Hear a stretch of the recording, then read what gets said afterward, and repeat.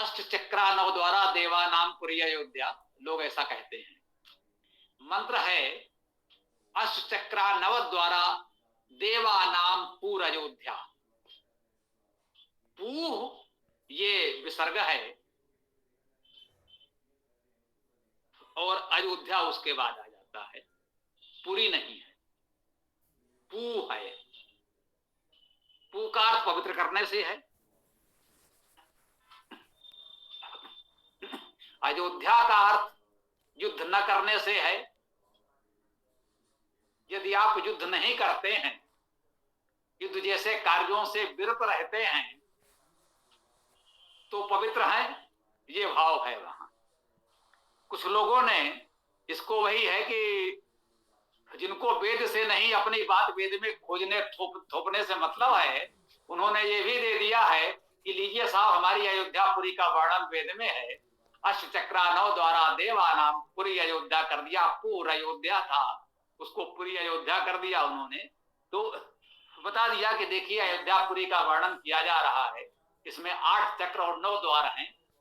प्राचीन काल में पूरे जो नगर प्रमुख होते थे, राजधानी आदि, उनको परकोटे से चार दीवारी से घेरा जाता था और उसमें कुछ प्रमुख द्वार बनाए जाते थे। सामान्यतः 4 दिशाओं में 4 द्वार होते थे।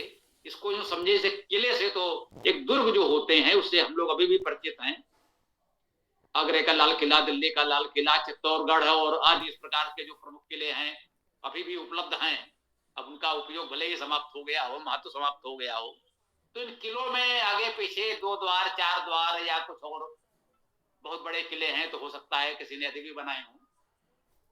तो उस दृष्टि से कुछ लोगों ने समझाने का प्रयास किया जिसका कोई औचित्य नहीं। अब इन्होंने कहा जो अष्ट चक्रा कहा है, वहां उन्होंने उस नगर के कुछ चक्र चौराहे आदि के रूप में स्थापित करने का प्रयास किया है, जो तो बिल्कुल भी ठीक नहीं है, ये बात सही है। अब इन्होंने कहा अष्ट चक्रा। अब चक्र 8 कौन कौन से हैं, जरा वेद में वो भी खोज लिया जाता। वेद में किसी नगर के चक्र और द्वार का वर्णन तो नहीं है, ये तो स्पष्ट है, वो तो इतने में बात पूरी हो गई। अब यदि शरीर की बात की जा रही हो तो इस शरीर में 8 चक्र कौन से हैं और 9 द्वार कौन से हैं, इसका वर्णन भी कहीं वेद में खोज के कोई बताए तो बहुत अच्छी बात है। ये जो 8 चक्र कहे गए, इसका उन जो आपने पुलकित जी ने कहा 7 चक्र, कुछ लोग कहते हैं 6 चक्र, वेद ने कह दिया 8 चक्र, सबको आपस में गड्ढमट मत कीजिए।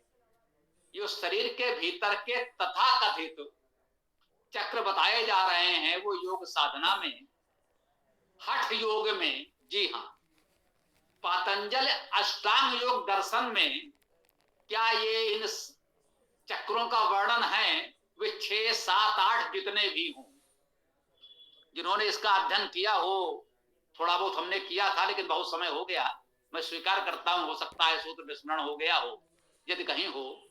सामान्यतः ये जो चक्र वेदन कुंडली जागरण आदि की साधनाएं कथित रूप से हैं, इसको अष्टांग योग के जानकारों ने, पातंजल योग के जानकारों ने निरस्त किया है। ये प्रवृत्ति हठ योग है। हठ योग का अर्थ ही समझ लें जो हट करके नहीं होता तो नहीं है लेकिन हम करेंगे, होना तो नहीं चाहिए लेकिन हम करेंगे, कुछ इस तरह की भावना से ऐसा कुछ करना जो सहज भाव से स्वाभाविक नहीं है, उसे हठ योग कहा गया। पातंजल योग अष्टांग योग को राजयोग कहा जाता है।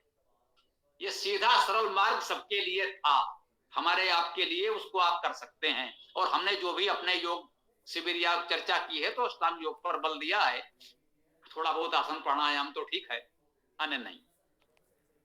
तो ये जो 6 चक्र भेदन या 7वें चक्र में कोई होता है वहां पहुंचना,